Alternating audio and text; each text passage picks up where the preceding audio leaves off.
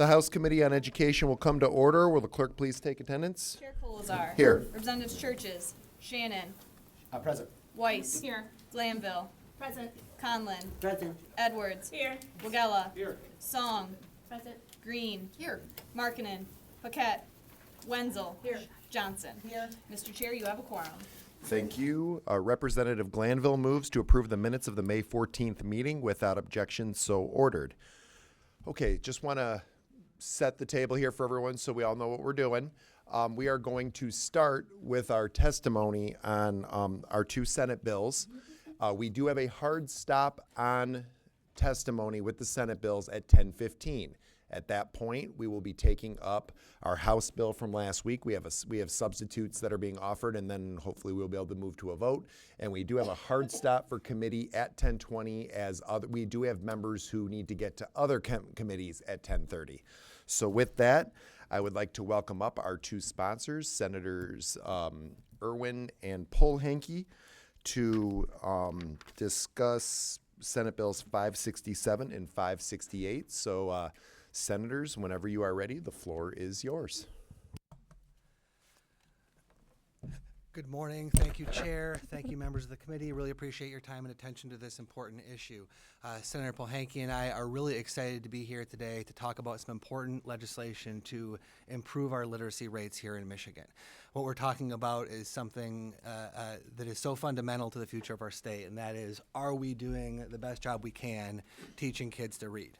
And so in a state like Michigan, where we do have some challenges, I think, that we can all acknowledge, and in a state where 1 in 5 kids experiences some characteristics of dyslexia, I think that we know if we do not attend to the foundational skills of learning, if we do not attend to the critical phonics skills that kids need, then there are just too many kids who are falling through the cracks, right? 1 in 5 is a huge number, and even if many of those kids aren't affected so much that they would be diagnosed, the fact that they are struggling with their phonics skills is having a huge impact on our literacy scores and on our success as a state.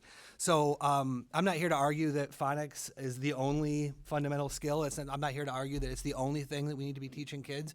I'm here to argue that it is a fundamental skill, and it is a thing that we must be attending to, and that by failing to attend to it, we miss a lot. So these bills do 3 main things.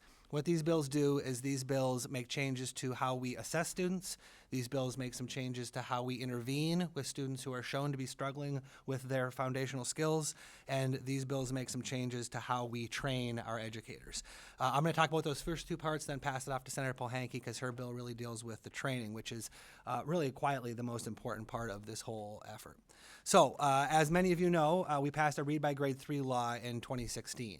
And in that Read by Grade 3 law, it says that we're going to assess children on their reading skills 3 times a year, kindergarten through 3rd grade. That's the state of the law right now. And so what our bills seek to do, and what Senate Bill 567 specifically does, is it builds off of that existing framework, right? We're already spending money on these tests. We're already devoting classroom time to these tests.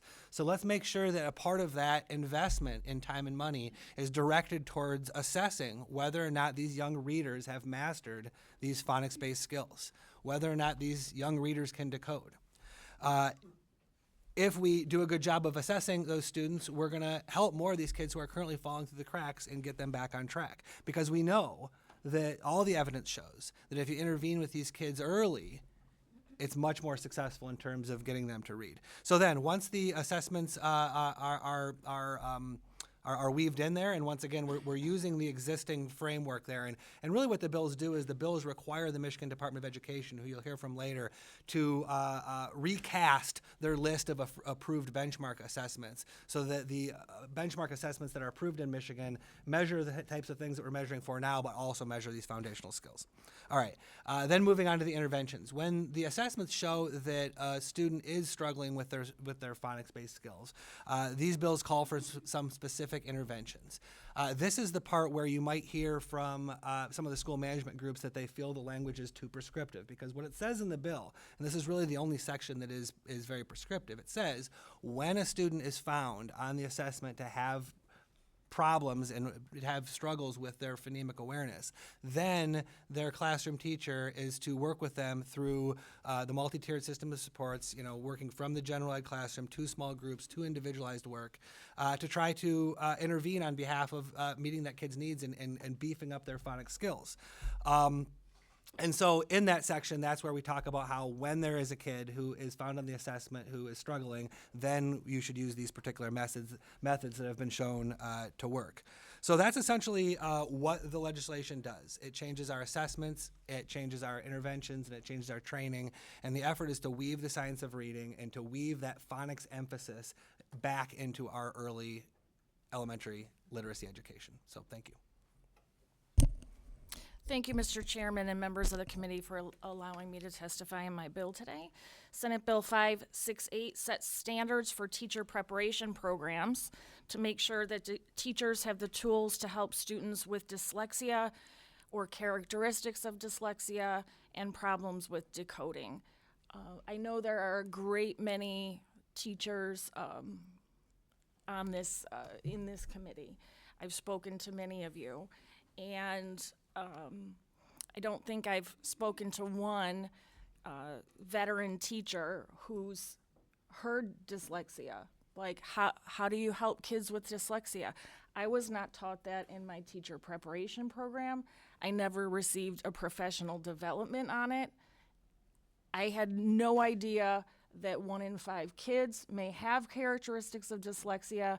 I watch kids, I taught mostly high school, but I watch kids, struggle to read, and I knew not to call on them, to embarrass them.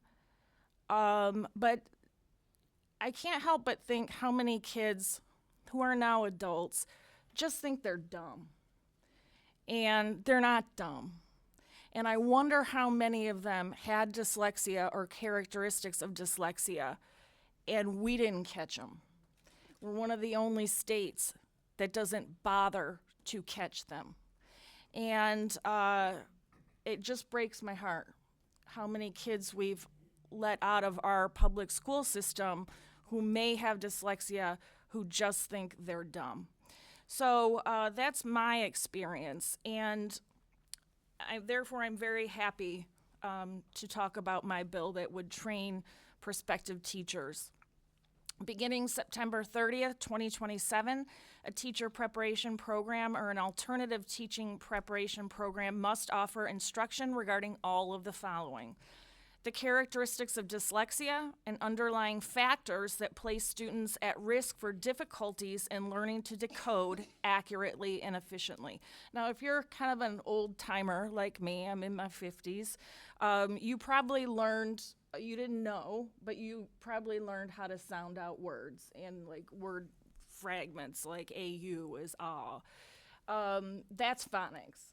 Okay, so that has changed. That type of early literacy instruction has changed throughout the decades, and it's gone to a more whole language approach where you'd have to guess what the meaning of something is holistically based on context. Look at the words before and after it. And we're not stressing like, AU means ah, so those basic fundamentals you think might be happening because that's how you learned aren't necessarily happening.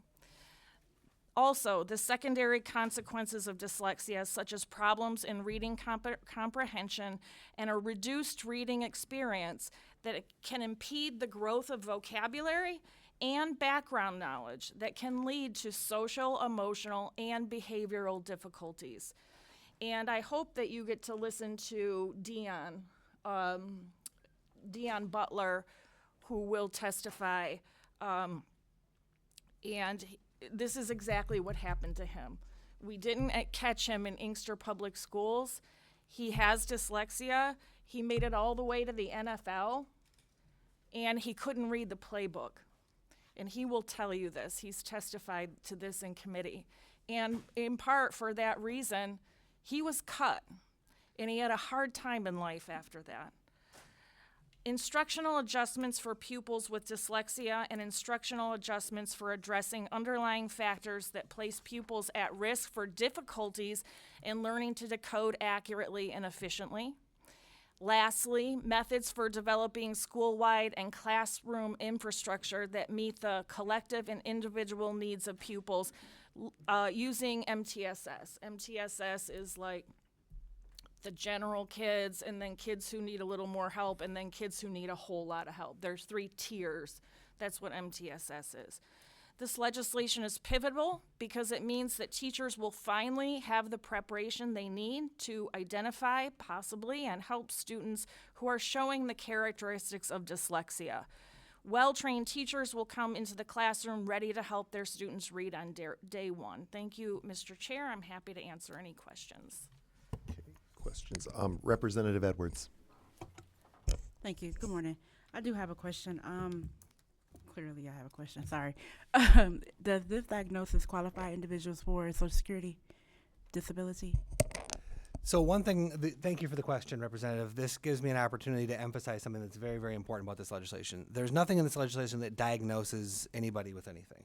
And so one of the things that we tried when we started working on this 5 years ago was to do a couple things. One, we wanted to be very, very careful about how prescriptive we were and how much we were stipulating means and methods, given that evidence can change and the march of time always changes what's exactly the right method.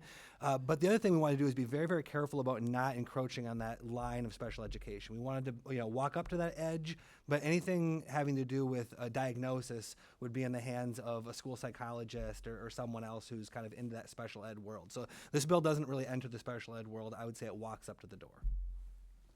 Thank you. Representative Glanville. Just a quick follow-up to that question.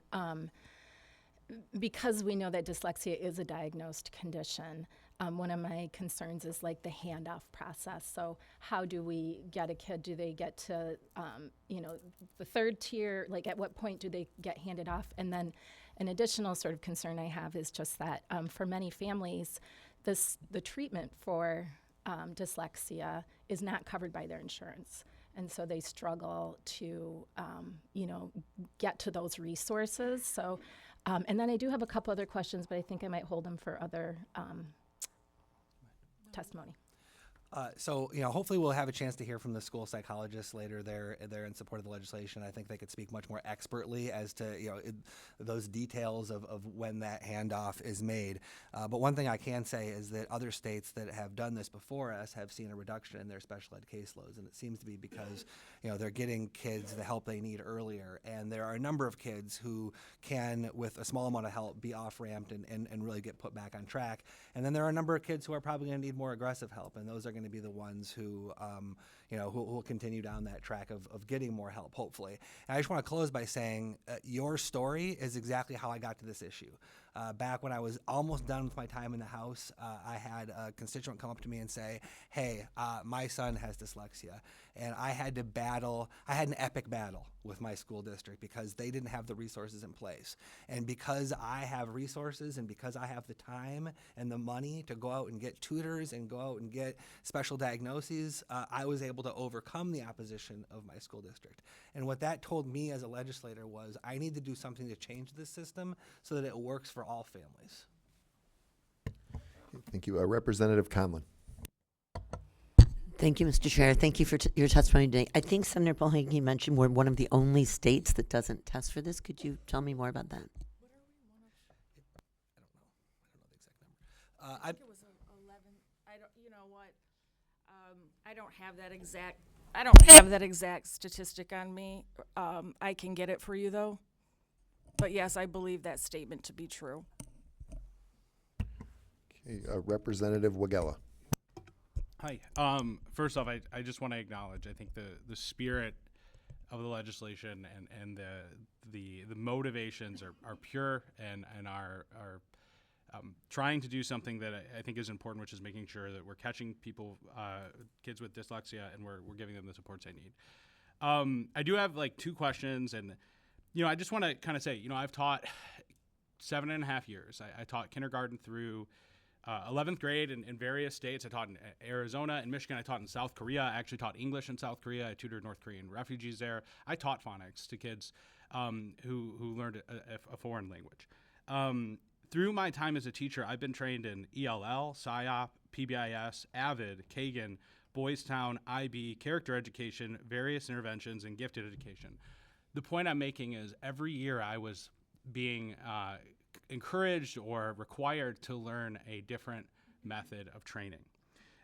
Some of them I sought out, but some of them were required upon me by my district or different states that I've taught in. And the reason I say this is because the ones that were most effective were the ones as a teacher that I sought out myself because I was bought in.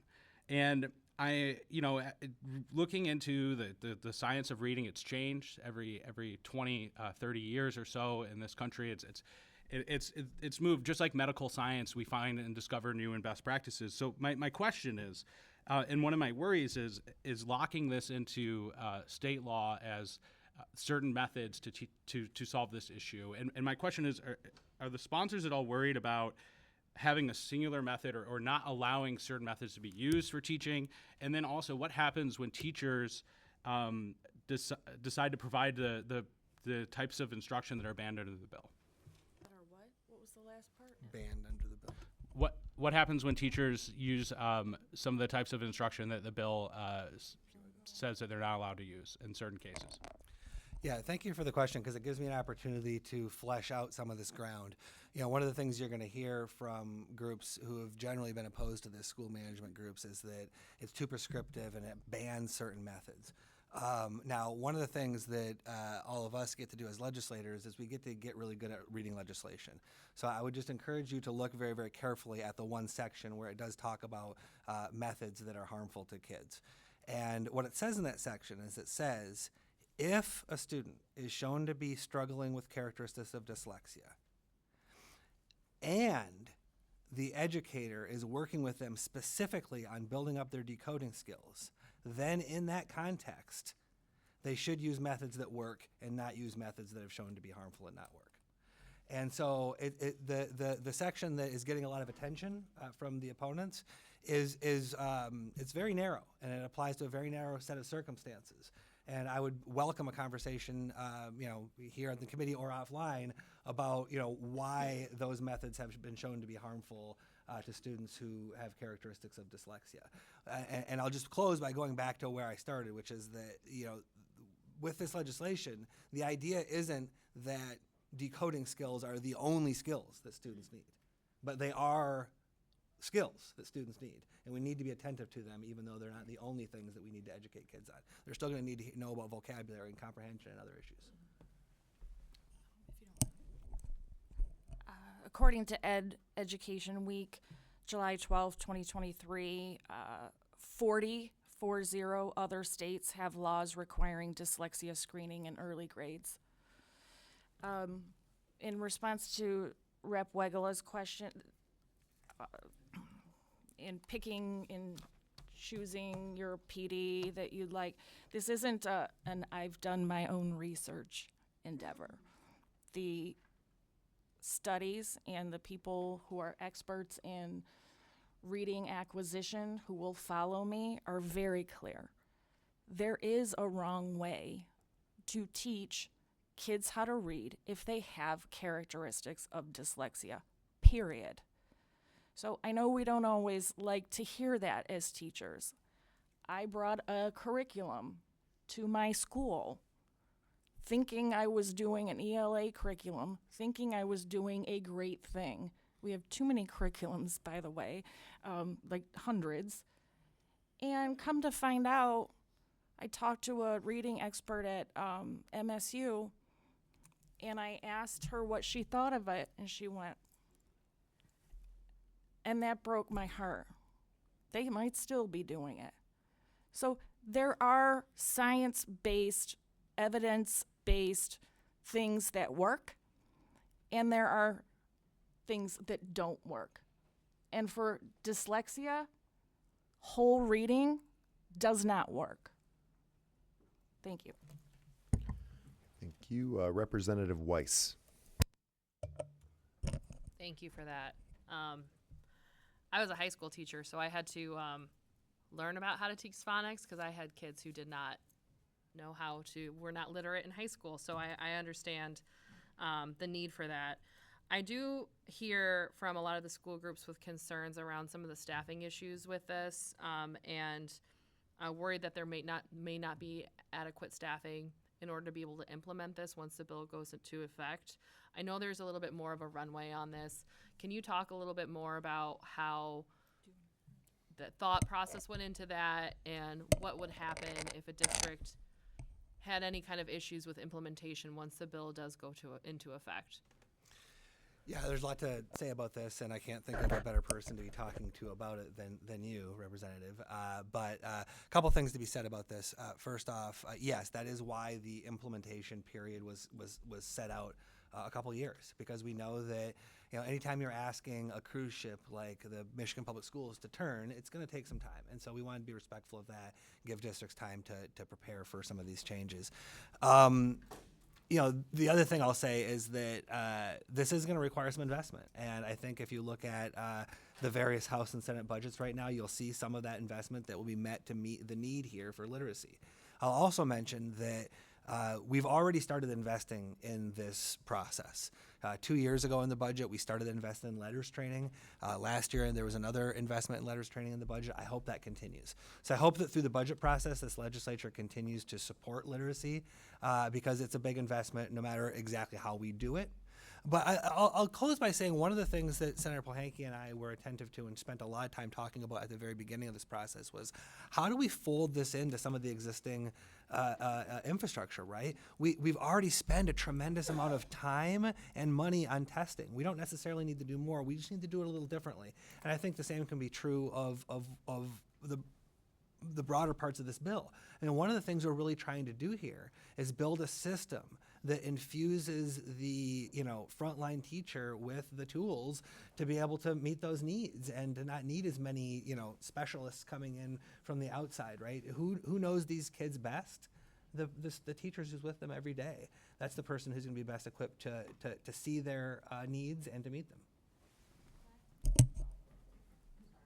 Because you mentioned testing, can you also talk about how this will impact the amount of testing that kids are required to take, how that kind of interplays? It's very important to me that there be no additional testing. So another reason why we push this out, I just want to back up for a second. This bill passed the Michigan Senate 37-1, and it kind of hurt me a little bit to have to strike down Senator Ruth Johnson's amendment because she's like, let's get this done now. And I'm like, Senator Johnson, I understand, but we have to give the schools time. We have to give the testing companies time to embed in the already existing test structure that the kids are required to take, that they also screen for characteristics of dyslexia. So there should not be any additional testing. Now, once a kid is identified, there could be testing beyond that. But for the Tier 1 kids, that's not something we're going to do. Representative Glanville. Thank you. I was going to hold my questions, but they kind of came up, so I thought I'd piggyback. I too agree. I appreciate that, excuse me, the PD is being labeled and provided. I know as an educator myself, there are many things that I learned along the way that I may not have chosen. And so I appreciate that. You don't always know what you don't know. But I do want to ask a question, and I thank you both too. We've talked about this many times, and I've talked to many people in this room about how we can come together on this. And I also want to just preface it. I was in a meeting yesterday with regional partners on higher ed, and as they were giving their ed updates from various states, the science of reading and literacy came up numerous times that we are certainly not the only state focusing on this. So I appreciate all those efforts. But one thing I wanted to clarify, and then I have another quick question. You have said a couple times that people find this bill too prescriptive, and then you said that there are things they should do. But in fact, in the bill, the current language, I believe, says must. And I think that's where we're coming up against this wall of being too prescriptive. So I just want to clarify, are you intending to soften the bill so it says they should do these things? Or are you going to keep it that they must? Or, you know, and like I said, we've talked about this. Certainly phonics needs to be a tool in this box. But we also need to be able to use picture cues and things to help clarify once we sound out a word, yeah, that's the right thing. Before Senator Irwin takes it, I think Rep. Wiggle, there are no literature police that are going to come arrest a teacher. I may say that kind of jokingly, but is there a penalty? No, there's no penalty. So with that, I will let you take the should must question. Yeah, so just to be clear, if I said should earlier, I think I probably misspoke. I'll have to go back and. What it says in the bill. I know, yeah. And because in the bill, there is one section where it says, you know, when a student is identified as having characteristics of dyslexia, you shall use methods informed by the science of reading, and you shall not use some of the harmful cueing methods that have been used in the past. I would argue that by narrowing the context in which those restrictions apply, that we're doing the right thing, and it's a conversation that I think we should continue to have because that's exactly why we're here. Do we need to change that language and alter it in some way? Maybe, but I would attempt to first persuade you that by limiting the context in which that language is relevant so much, we've already done a lot of that work. I will also mention that in the Senate there was an amendment added just to make it very, very clear to that very section that says anything with respect to an IEP or a 504 plan, anything like that overrides all of this. Okay, thank you. And then real quick, you talked about the specialists coming in from outside.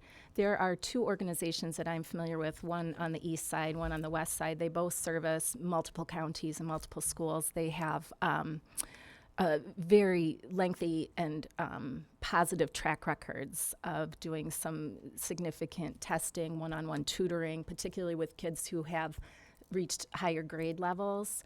And so I'm curious how this bill will impact those services that schools are already paying for through their, like ISDs are contracted with them, schools are contracted with them. And my concern is that if we have something that is working really well, are we going to just pull the rug out from under that? Or is that there going to be some allowance? Like, how is this going to impact those relationships and those services? Well, I'd like to explore with you more specifically what those relationships are, but if they're the relationships I think they are, then I would encourage you to talk to those providers because I think they're going to tell you that this kind of nudge towards a phonics emphasis in the early grades in all schools will be helpful to what they're trying to accomplish. Oh, absolutely. I'm not saying we shouldn't do this. I'm just saying I don't want those organizations, I would be concerned if those organizations got cut out because they have been doing it and they could actually help support and provide some of this PD and things like that, so. Yeah, Thank you. we're going to take one more question because we have a lot of people wishing to testify. So last but not least, Vice Chair Green. And it's more not a question, but also a thank you. So when this first came on my radar, it was painted as a dyslexia bill, but it's not a dyslexia bill because we are changing the way we're going to teach reading in Michigan. And over again, we are at the bottom of everything. And so the only way we're going to fix even getting to the top in those high school scores is if we have a solid foundation in reading and the phonemic awareness, and it goes all the way back to Phoenicians. Okay, so I like totally hyper-focus, and I'm also personally impacted by this because I have a child who has dyslexia, and that is the reason I homeschool, because I had to pull him out because no matter what he went through, what methods they did, even he had an IEP, it didn't work for him. But here's the thing, I also have a daughter who has dyslexia too, but the methods that I was teaching my son and partnered with the Michigan Dyslexia Institute, because I was teaching him phonemic awareness, my daughter was able to overcome her reading struggles by teaching him this. This is science-based, it's evidence-based, and yes, there are 38 musts in one of the bills, but that's because it has to be very specific, and some of them are that also you can't do this, the literacy coach isn't supposed to be an administrator, they're supposed to be a literacy coach, which we already have. And so I've dug in deep, and I'm happy to have further conversations with anybody in this room further on the counter arguments that to everything that we've been presented. This can't change from what it is, because otherwise we won't succeed. It has to be this way for us to change the cruise ship and not the Titanic in Michigan. And this is so important. And your bill, Senator Polhanke, is so important, because if we teach the teachers how to teach reading, in 5 years, this won't even be an issue. And we won't need all of the other supports and whatever is happening, because we are going to be rocketed to the top. And it's going to take some time, and we're here for the long runs, and we got to dig in deep. So I thank you both for this. Thank you for your testimony. Doing nothing is not an option. Thanks. Senators, I know you've put a lot of work into this. Thank you. Okay, now really quick, before we get to testimony, I just want to set the ground rules, because I want to get through as many of these as possible to give as many people the opportunity to speak as possible. So we are going to allow 5 minutes of testimony for every testifier, and then members, you have up to 5 minutes for questions. So I encourage to keep prefacing to a minimum, so that way we can get the most questions in possible. So with that, first up, wishing to speak is Dr. Kennedy and representatives from the MDE. So Michigan Department of Education, you are up first.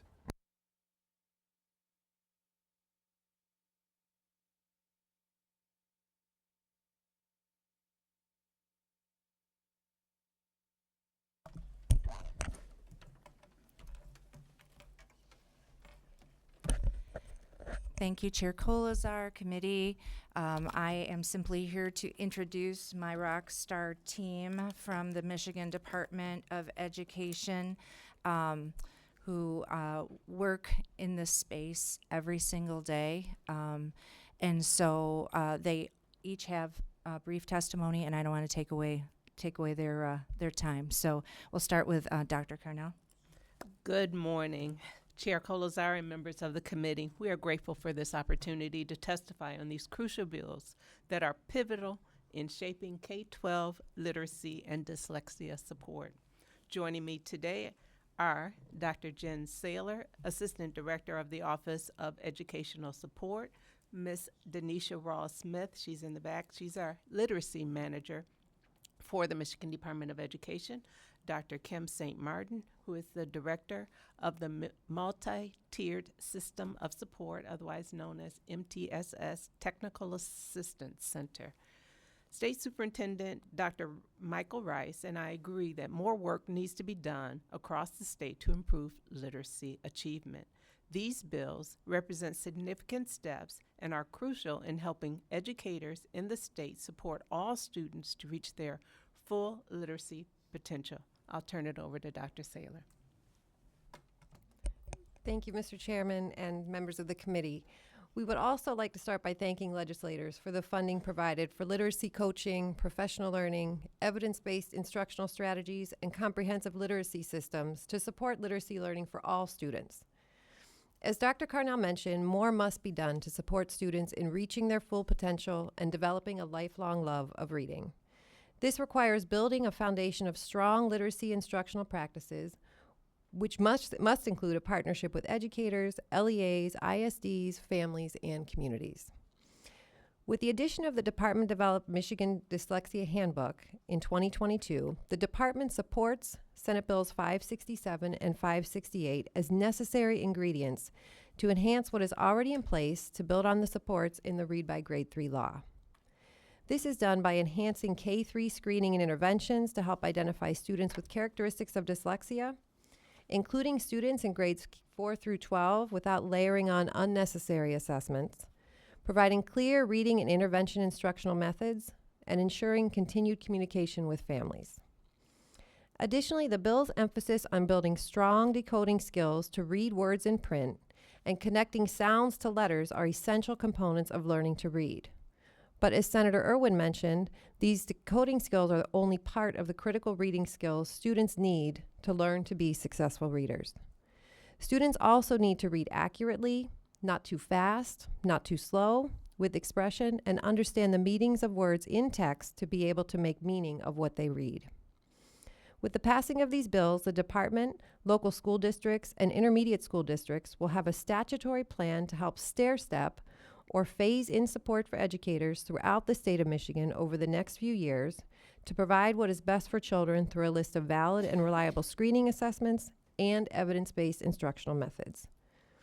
Building on the backdrop of growing supports for educators to champion student learning, and to provide more detail about the benefits of this bill to align with scientifically based reading research, I'll now turn it over to Dr. Kim St. Martin.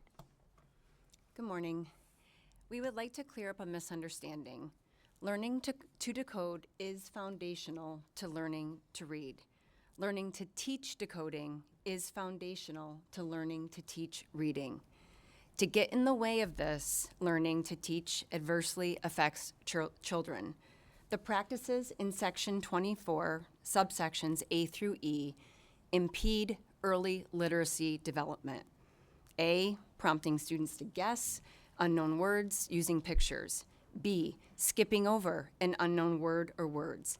C, identifying only the first sound of a word and then beginning or being prompted to guess. D, memorizing a word in its written form. E, using predictable text and leveled text to provide initial teaching instead of providing initial teaching and using them to practice. If these practices in SB 567 are used instead of teaching students to use their decoding skills, children's decoding and foundational reading skills will not advance. None of the practices listed in A through E are reading. They are workarounds. However, they can be used. They can be used to define vocabulary and to aid in comprehension and to add context and meaning to what it is that they're reading. Here's why they are workarounds. So we have hit 5 minutes. So thank you. Sorry to interrupt. We just have a lot. Any members with questions? Rep. Glanville. Thank you. And just also, I just want to say I have a strong background in language acquisition, and that's why I'm so invested in this topic. So I wanted to follow up on what you were just saying, Dr. Martin, is it? St. Martin. St. Martin. Okay. So when and I appreciate that. Like I feel like we absolutely need to include phonics and decoding, right? But then you were just getting to the part where it's like how we use those other methods to then confirm what we have read, to bring broader meaning to what we have read, and those sorts of things. So one of the concerns I have is I feel in the bill, when we get into the Tier 2 particularly, that it states very clearly you must only use phonics and cannot use those other pieces. And that concerns me that if a student is sounding out a word like school, right? So they learn that S before CH makes it a hard K sound, right? Like so they're sounding it out and they say school, and then they see a picture that confirms that. I think this is where the prescriptive nature gets in the way, and that teachers are feeling like I can't let a kid look at a picture, or I can't let them use that to confirm what they have sounded out. So can you speak to that a little bit? Absolutely. So what is in the Tier 2 or the intervention methods does talk about a code emphasis approach to teaching decoding and word recognition. So if we are using text, decodable text, there are examples of decodable text where kids are using their decoding skills.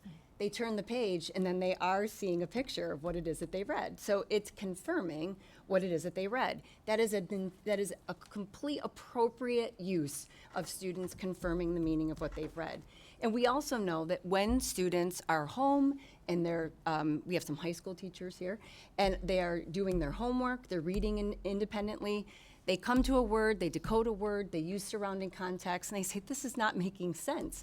They need to use pictures, they need to use the surrounding context in sentences, go back to what it is that they know they did not decode correctly, use that information to then read the word correctly. So a good code emphasis approach to decoding and word recognition does clarify when to use and not to use A through E. And I appreciate that, and that's what I feel like that's where there's some misunderstanding in this bill. So I'm hoping we can get to some rewording. Maybe we need to do a little decoding and clarify those exact points. I think that would help make everybody more comfortable. Thank you. Okay, we have no further questions, but I also would encourage, do we have, Representative Wagella. Hi. Thank you for coming here today. I just 2 questions. One, how often do you see educational best practices change in your careers in education? That's kind of the point I was making earlier, is that we see like what is the science of reading now will not be the science of reading for tomorrow. And then 2, is it the place of the state to tell teachers and local districts the methods that they should be using, or is it rather, in your opinion, the universities that train teachers? And like that's my like question is this, are we going to lock into something that in 20 years is going to be out of date, rather than universities teaching the best practices and then over time them making their way into the classroom? That's my concern. I'll start off the response since I'm the oldest of all the 4 women up here. I've been teaching or a part of the education system for over 40 years. I wish I had known then what I know now. I was a special education teacher. I had a student in my classroom who had dyslexia. I didn't know the strategies to use. Does it change over time? It should change over time because we should not be stagnant in what we do in our approach to teaching. Otherwise, we won't see the gains that we need.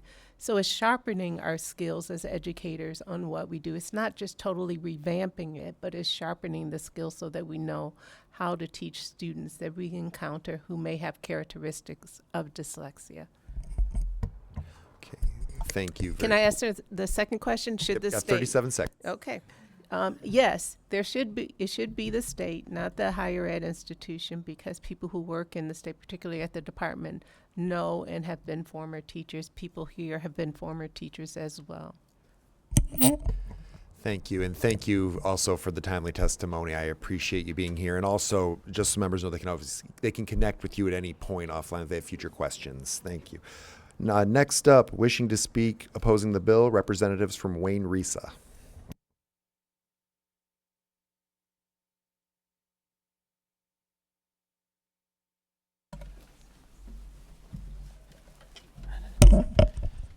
Good morning, Chair Colazar and members of the House Education Committee. My name is Mike Lavis. I serve as the Legislative Affairs Director for Wayne Risa.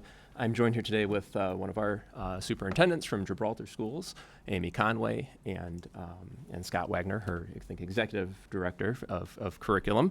I'll get the title correct. I'm actually going to forego my testimony given the timing constraints that we have. I know I sent committee members an email laying out all of our individual concerns as well as a number of the solutions that we are offering in order for us to hopefully reconsider our position and kind of come along on this bill. But with that, I'll kick it to Amy. Thank you for allowing us to be here today. And again, the concerns, we have just a few concerns. I'm going to talk about the A through E, which seems to be the hot topic today, but there are some other great things about the bill, and I just want to say that. My name is Amy Conway. I'm the superintendent of Gibraltar School District, which is in southeast Michigan. I've been a first grade teacher, a kindergarten teacher, a proud reading recovery teacher, a reading specialist, a literacy coach, and I am dyslexic. My journey with dyslexia began in grade school. I vividly remember being in second grade and telling my mother that my best friend Judy could read better than I could. I was highly competitive, and it bothered me that I wasn't a good reader. My mother, who was an elementary teacher and a former reading teacher, discovered I was dyslexic. She wasted no time in getting me a tutor, and she taught me, and the tutor taught me to read using the Orton-Gillingham method, which I believe is a very good method. By the end of second grade, I finally learned how to read, and I spent the rest of my second grade year through college with tutors that taught me how to navigate around the challenges of dyslexia. I was told in high school that I was not college material, that I was not smart enough to go to college. Today, I hold a bachelor's, master's, a specialist, and half a doctorate. I have provided you with a sample, which looks like this, that shows you what it looks like when I try to read. The red and the black show you how letters partially disappear, but they also move from their correct order, which is the other side of that page, within the word. Phonics is an area that has always been a challenge for me, especially since the letters move their order. which would make it extremely difficult to decode a word by sounding it out. It is also why you will hear me reread a sentence while I'm reading my testimony, as I will struggle as the words move, making it difficult for me to be a fluent reader, and why I am a slower reader than most adults. I want to make it clear that dyslexia is not something you can fix. Dyslexia is a lifelong disorder that requires learning strategies to work around the reading issues. Imagine in the late 1980s, which is when I was learning to read, using basal readers where everyone, regardless of their reading level, was given the same level book. The only strategy that I was taught was to sound out the words. I wasn't taught any other decoding skills, so I couldn't sound out a word like laugh. My only option was to spend more time trying to sound it out, which I was unlikely to succeed in doing. By the end of the struggle, I had lost all comprehension of what I was reading. Additionally, if I managed to memorize a few difficult words, my lack of comprehension skills due to the constant focus on sounding out words meant I could read aloud without understanding. In my experience as a reading teacher, I have seen this create word callers who can read any word in front of them but can't grasp the meaning of what they read. I'm sharing this as I do consider myself quite skilled in teaching children to read. I've taught children with dyslexia and other reading disorders.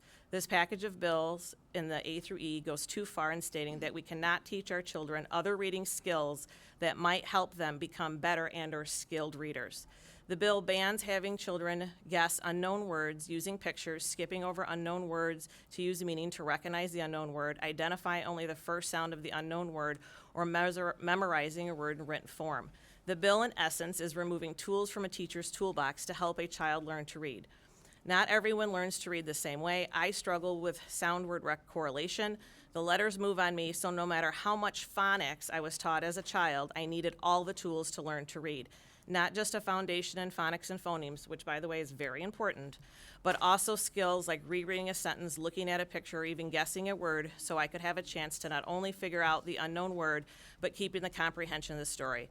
I was taught these skills through my tutors and teachers who understood what I needed to be successful. As an adult, I underwent a comprehensive dyslexia evaluation and discovered that my phonics and unknown word recognition levels is between a 6th and 8th grade level. Now, I want you to think for a moment what it might look like in a science class in high school if the only skill I had was to sound out a word. That means I did not read around a scientific word to figure out the word or context. I could not memorize a word that way it didn't stop me the next time I read it in a scientific reading. Similarly, in an English class where the story might be written in a different era. I'm sorry, that is time. That is time. All right. We do have questions, though. So we are going to start 5 minutes with questions, and we're going to start with Vice Chair Green. Yes, and thank you for your testimony. And one thing and this is where I pushed back against the bill on the beginning, because it didn't address dyslexia specifically. So dyslexia is a medical condition that doesn't just involve having phonemic awareness, but like I had to, then continuing on with my testimony, my son had to go through physical therapy, occupational therapy, there was visual therapy, auditory therapy, there's all kinds of other wraparound services with dyslexia. So as Senator Irwin said, changing the way we teach reading, which this walks students right up to the door of that IEP. In your situation, you had a medical diagnosis which needed an IEP, which needed completely different supports, which these bills don't address at all, and they're not supposed to and weren't intended to. So when you say it's too prescriptive for what you had, you're right, it doesn't address what your condition was, because you would have had an IEP, which is a medical condition, which then that's a whole other ball of wax that we're going to hopefully dive into next term, and actually addressing true dyslexia. So I guess that's why, and thank you for sharing what you did, because it just proves the point that we're not done with these bills then. Like, these bills are done here, but we're not done with addressing dyslexia in a different package altogether. So I think our concerns with it, when we talk about how prescriptive it is I think, Representative, as you mentioned, there's 30 or 38 musts or must nots in the bill, right?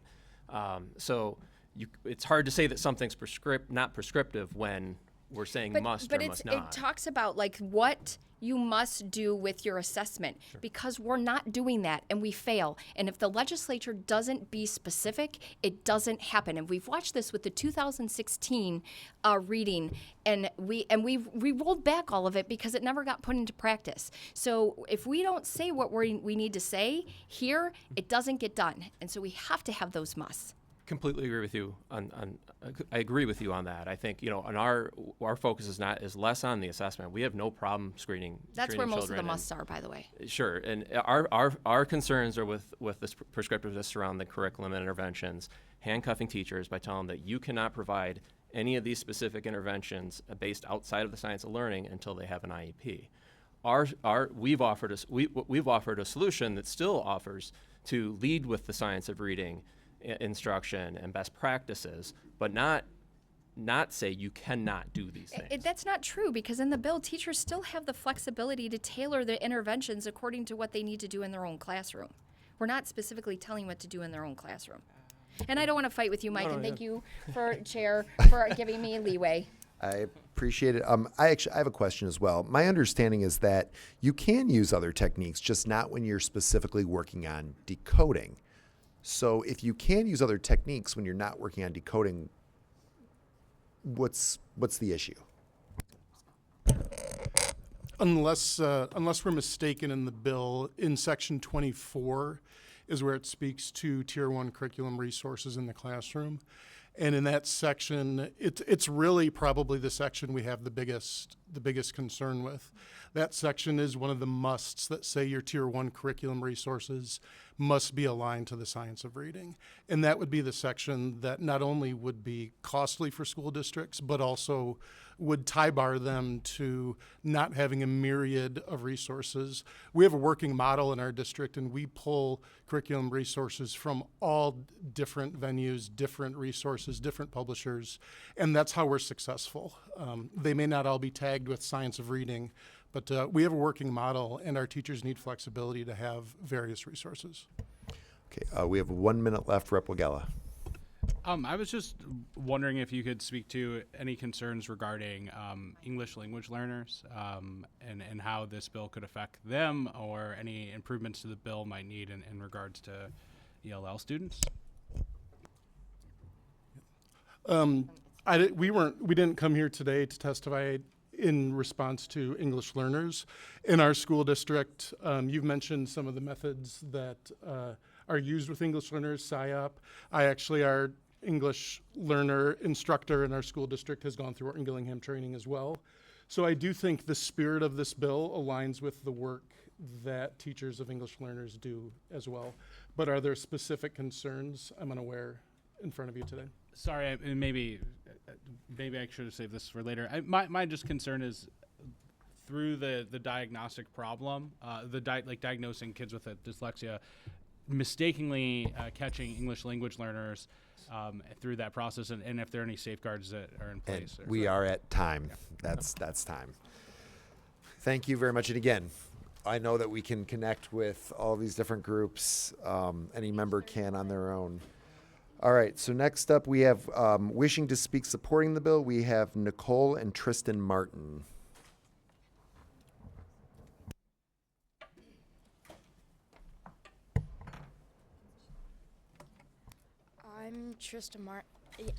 I'm Tristan Martin. I just turned 12 and I just finished 6th grade at McDonald Middle School. When I was younger and I was in when we were learning math or stuff, it was super hard for me. So I just ended up falling asleep and I missed all of the curriculum because I didn't understand it. So because it wasn't in the way that I was learning it in a different class. And so that was really, really hard for me. But then when I got to 1st grade, my teacher suggested that I might have dyslexia, and we had to go through this entire thing. I had to get my eyes, my ears, and my brain checked a couple of different times, and then I finally got tested for dyslexia. It took 2 years to get diagnosed with dyslexia. So, and I didn't, it was super hard for me going through that. Then once I got diagnosed, there were a couple of extra helper teachers in the school that took me to their class and taught me how to read and write. And then I went to the East Lansing, Michigan Dyslexia Institute. Yeah, Michigan Dyslexia Institute, and I was able to learn how to read or write and writing, print and stuff. So then I was able to transfer that into school, and I was able to do better. For the past 3 years, I've been doing Dollars for Dyslexia, which is a fundraiser. I've raised about $15,000 so far. And yeah. Okay. All right. So the significant part about the $15,000 goes to the cost. It took 2 years for diagnoses. We were fortunate in our district that we had teachers along the way who were interested in learning techniques to help. And so while it walks up to the door of an IEP like Tristan has, or a formal dyslexia diagnosis, the decoding that is being proposed is not something that is going to take away or hurt other children. There's strategies that they will continue to benefit from. And while it is medical diagnosis, I will say that there is a huge inequity to how families get assistance with the tutoring. We're in a position where I only do half of the amount of training that she needs, and I pay $5,500 a year. That's not reasonable. And when you have 6 kids in a classroom of 30, who maybe one student has the ability to get that, the teachers will come along who innately want to be engaged in this. And what we found is that the teachers who had success teaching her decoding skills in a way that she understood, other teachers wanted to know how. And then her science teacher wanted to know. And then her social studies teacher wanted to know. And it grew organically from there because there were teachers in her life that were willing to take the extra time outside of regular PDs to teach themselves OG. Thank you. Any questions from members? Seeing none, at the risk of sounding too partisan, I like your hair and jacket color choices. And thank you for coming in today. Next up, wishing to speak, opposing the bill, Eric, I hope I get this right, Hepstock from Berrien, did I say that right? Hopstock from Berrien, RISA. Thank you, Chair Kolazar and Education Committee members. My name is Eric Hopstock. I am superintendent at the Berrien RISA. I also am a school psychologist, director of special education, serve on national committees and current boards that deal with this issue. I've tested thousands of kids in my career, working to identify reading difficulties and then working with families to match those difficulties with appropriate interventions. I commend the chair and the committee for dealing with this monumental task of improving literacy. Like you, I'm not satisfied with where we're at in the state of Michigan relative to our reading proficiency scores. I am asking, however, that we slow down just a little bit to get this legislation right. My concern is that to improve accuracy, consistency, and clarity, we're adding so much specificity that the opposite will happen, that it will produce confusion and some chaos. Let me just illustrate 3 areas where I believe that may happen: definition, assessment, and intervention. The definition, as contained in the bill, said dyslexia is a broad neurobiological form of reading disability leading to difficulty understanding how to read words fluently. That's a broad definition. If you look at Elliott and Kriginko, who've done a meta-analysis, I have that state if anybody wants it, they have said that there is no clear, consistent definition of dyslexia. Matter of fact, in the bill, we further obscure the definition because if you're in grade 4 to 12, there's a number of behavioral components that we ask the districts to screen for. So relative to screening, that creates a problem. If your definition is obscure or broad, it makes screening somewhat difficult. For example, if we're screening for heart disease, which one? And if we pick a screening, we're going to leave out some and have others. And if it's a broad form of disability, which ones are we looking for specifically?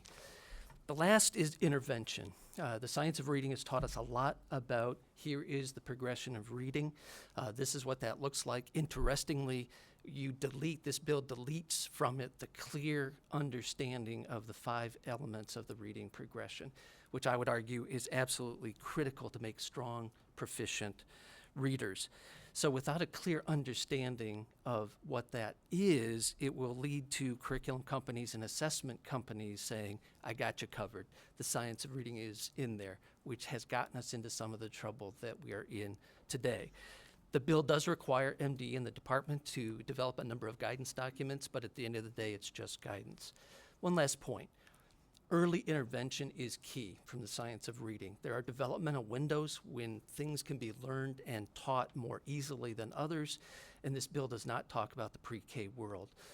We have a rich history in Michigan of having preschool intervention through the Great Start Readiness Program, but if you were to look critically at what they are allowed as curriculum, it will not allow prescriptive teaching for some of the very things that we're talking about. Once again, I commend you. I'm here to get this bill right. Would love working alongside you, but I think it does need some tweaking in those 3 areas that I mentioned. Thank you. Any questions from members? Rep. Wagella? So my understanding is that you're in a quite rural kind of area of the state. I wonder how you're feeling about the bill in terms of like how the stresses it could put on funding for your area, and then also how are staffing levels currently. And I think that's a big worry of mine, is that I think we're trying to address something that's really important to address, but I think we also need to talk about the tools we have for addressing it, which is, I think we across the state, we're seeing shortages, right? And I imagine that's the same We where do you are. have a shortage in our area. We had 28 special education teachers we were looking for in the county. We filled those through appropriate means, but we are always looking for staff. A lot of the terms I've heard is this is systemic change, and we're putting a lot of pressure on teachers to be the root of that change. I am not against teachers being adequately prepared to teach the science of reading, but what about administrators? What about all the support pieces that go to that? Most administrators, superintendents in particular, come out of the secondary world, and I would bet if you ask most of them, they don't have a clear understanding of the progression of reading, just as an example. So if they don't, how do they make sure that they're supporting those teachers with appropriate interaction? Like I said, really, there's a lot to love, but it needs some specificity or clarity so we don't result in confusion in the field. Okay, thank you. No further questions. Thank you. Next up, we have Michelle and Heidi King wishing to speak and supporting the bills.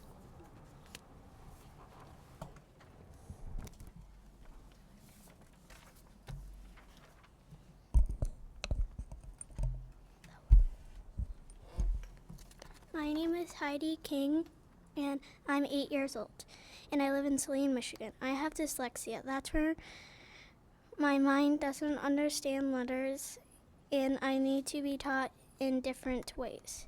In the beginning, reading wasn't easy for me, but now it's getting easier. The letters didn't make words, and I didn't really focus that well, so it was hard to read books. I was very sad and frustrated. I felt different from everyone else. They were all in their books during reading time. I tried to, but the words were too hard. I kept getting my head out of the book and started thinking about something else like recess. In first grade, to get out of reading, I would help my teacher in the classroom. Reading is easier now because my tutor has given me reading tools and homework to help me.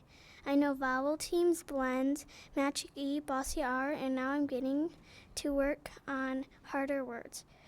When I first started, I was in picture books, but now I'm getting into chapter books. When I started tutoring in January 2023, I was in the middle of second grade reading at a kindergarten level. Now I'm at the end of third grade reading at the beginning of third grade level. I even read my last progress check-in with 100% accuracy. My favorite books are Heidi Heckelbeck and the One and Only series. My tutor, I see my tutor twice a week for 1 hour each. All the extra work has been fine, but my family is really busy, so sometimes we don't have time to finish it all. I hope you make these laws so all kids get help to and learn to read. So we started this official process to understand Heidi's reading deficiencies in November of 2022. In early January, she was deemed ineligible due to a lack of pattern in strengths and weaknesses. And without that IEP, she couldn't get tailored reading intervention to teach her to decode words. We took it upon ourselves to get a private tutor. Alongside with that, we did an additional private evaluation in February to diagnose her with dyslexia. Though even with that diagnosis, additional discussions with the school still landed her with an ineligible IEP because dyslexia isn't under the specific learning disability. In May of 2023, she was diagnosed with ADHD and finally was found eligible for an IEP under other health impairment, but we tailored her accommodations to additionally encompass her dyslexia. Without private tutoring, that would have been another 5 months of her falling behind, hating herself for being stupid and losing confidence and her love for learning. We are grateful that our district offers the UFly program rooted in the science of reading for at-risk students in Tier 3 intervention groups. But why do we have to wait until our students are so far behind to teach them a proven method? Screeners would have identified Heidi's struggles even earlier than us. With earlier detection and implementation of the UFly program or something similar, Heidi probably would not have needed private tutoring and special education services. While I'm grateful that we have the financial means to provide tutoring that has cost over $7,500 to date and an additional $3,000 for dyslexia diagnosis with the private evaluation, and that I stepped away from my career so that I had the time and flexibility to take her to these, I know most families aren't as fortunate. They can't get help outside of school. I can't help but think of all the kids that the system is failing when a proven method is available if just integrated into the schools. Thank you. We have a question from Representative Glanville. Thank you so much for being here today, and thank you for sharing your story. You did a great job on your testimony. I just wanted to clarify, and I think you did a good job kind of going through the pieces, but just to clarify, you have a one-on-one tutor, correct? And that tutor specifically uses methods that address your particular type of dyslexia, is that?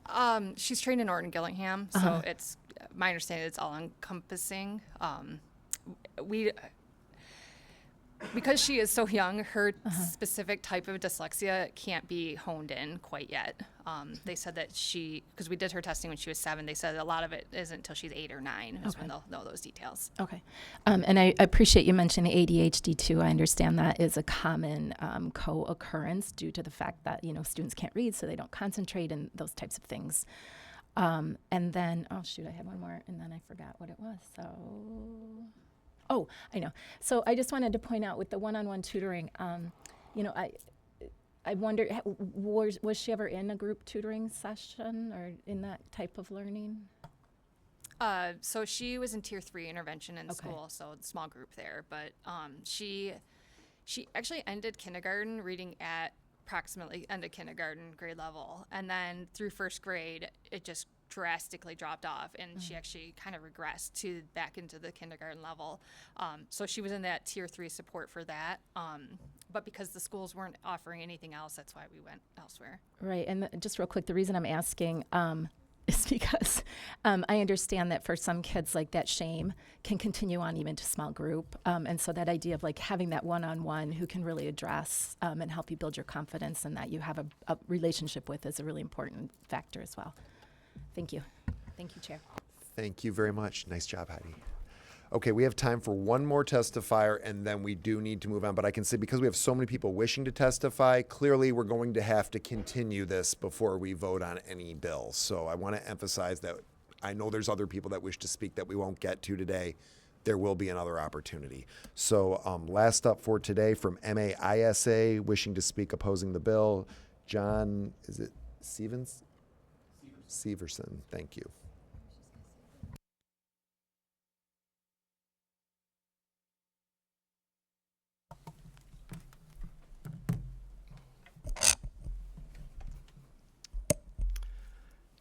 Good morning, Chair Colzar and members of the committee. Thank you for allowing me the opportunity to speak today regarding Senate Bill 567. My name is Dr. John Severson. I am Executive Director of Michigan Association of Intermediate School Administrators, MAISA. Joining me, Mr. Dave Ladd, who has been lobbying for MAISA for over 15 years.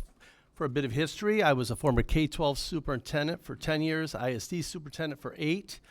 I have 36 years of education experience working in urban, suburban, and rural school communities, and I have also held the position of teacher, coordinator, and principal. Most importantly, I want to go on record and say that the Michigan's 56 ISDs are all in to help build off our existing practices to identify and support students with dyslexia. Having said that, we have the responsibility for highlighting the challenges these bills place on teachers, literacy coaches, and administrators, as well as some suggestions and opportunities to improve them. First, there are 3 areas of concern that we have. First one, financial burden. The financial burden of implementing additional requirements, including the cost of screeners and training, is significant. The time and monetary cost of training staff to conduct the screenings are considerable. For example, teaching the Orton-Gilliam-based approach is valuable, but requires significant time, practice, coaching, and financial investment. Capacity. Because of the overly prescriptive nature of the legislation, the bills will considerably increase the workload for teachers and numerous LEA, ISD staff. ISDs would then be subject to finding ways to support LEAs with varying needs and capacities, ensuring consistent training and understanding of requirement and documentation, thus ultimately further stressing and negatively impacting an already overstressed system. As an example, what additional resources will be provided to those LEAs where 90% of their students currently need intervention compared to suburban schools requiring significantly less intervention? Third, unclear responsibility. As an example, it talks a lot about literacy coaches. We would prefer that language would have some flexibility. Consider literacy specialists, reading interventionists, reading specialists as well. Most importantly, clarification is needed on the next steps for students identified as dyslexia candidates, since schools cannot diagnose dyslexia. And we heard a few examples of that today, of the high level that gets to. There is uncertainty about who will conduct the assessments, provide training, and oversee the process, and highlighting the need of clear role definitions. There's also a deeper need to understand the potential overlaps with current MTSS and benchmark requirements. But here are a few possible recommendations that we would like you to consider.